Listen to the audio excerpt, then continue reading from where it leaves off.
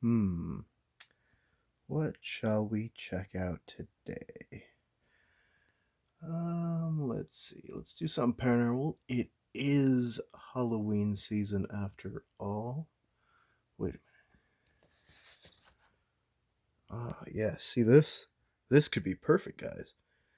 Because October 20th was just a few days ago, and that's the anniversary of the filming. So let's check this one out. So, welcome back, everybody, to our first episode of Cool's Book Reviews on our brand new channel. It's a series that we did start on our previous channel, and I'm really excited to bring over to our new channel because it gives us an opportunity to share books that we enjoy reading on the side, but more importantly, share books that we use for research purposes. In this case, the weirdest movie ever made, the Patterson-Gimlin Bigfoot film by Phil Hall. Because at some point in the very, very, very near future, we're releasing a Cool's Reviews episode about the Patterson-Gimlin Bigfoot film. So we thought, hey, let's check out a little bit of the history. And so we picked up this book by Phil Hall. So you may be asking who Phil Hall is, and he really has written other books that mainly pertain to film and film history. And so I thought that was a really unique perspective going into this, as he focused mainly on the history and the story behind the Patterson-Gimlin footage, rather than continuing the argument of, is it real or is it not?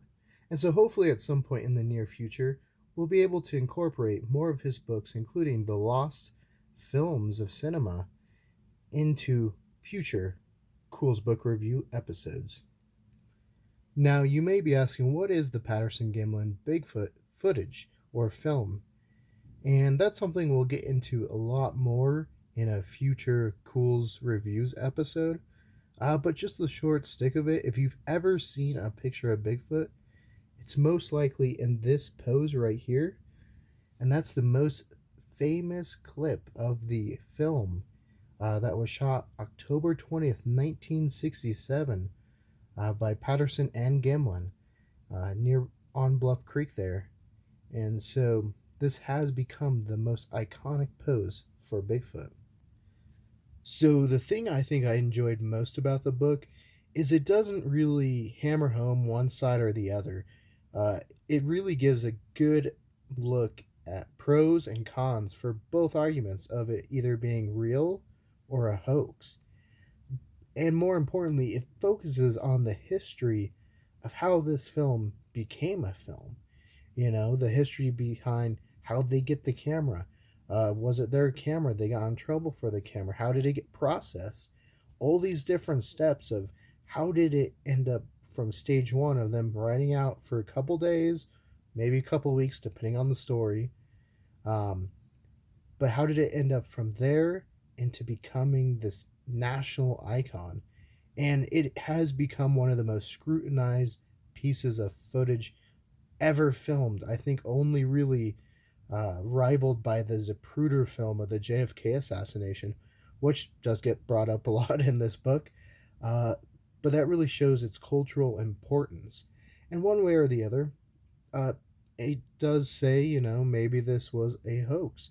And so it gives you little details why it could have been a hoax here or there. But at the same time, it gives you reasons why that might not be true, why it could be real. And so it really leaves it open-ended. It's not a terribly hard read. It's really only like 108 pages, if you can see there. It's listed at 122, but it is 108. And it's really easy to read as far as it's not too long. You can get through it really pretty quickly. Because it's written well, I didn't have any really issues. I didn't get any held up or get bored at any point. And more importantly, I think it's really grouped together well. It'll focus on one thing and then group all that kind of important stuff together and then move on. And it's not kind of jumbled all around. It's really, really put together really well. And so overall, I think this was a really well done book. I do recommend it. So if you guys want to learn a little bit more about the Patterson Bigfoot footage, and mainly the footage, I should say, then check out this book. I don't want to give it too much away, and I will find a section real quick to read before we end off. So, one little story I wanted to read because it's like, hey, be careful out there, right? So, it says on March 25th, 2017, this is when this happened, but this lady actually um, struck a deer uh, near this town because she said a Bigfoot was chasing it and the deer fled into her car. Obviously, that part was not part of the actual um, police report, but it has been reported and put out there after the fact. And that's another kind of interesting thing throughout the book. You'll get these little breakups of different Bigfoot stories, be them people trying to hoax people or actual Bigfoot sightings. And so that's something else I thought was really cool. So, yes, guys, I would say this book was worth the worth the read, I should say. And go pick it up, go read it. It's an easy read, it's not too expensive, and it gives you some more history that you probably don't hear too much because it's usually about what the creature is inside the film rather than critiquing the film itself. And it gives a lot of good points as far as even if it was a hoax or not a hoax, it's really well set up and it really captures that wonder and imagination. And that's why it's lasted so long. I don't want to go too deep into it because I want you guys to read this and just enjoy it for your guys' self.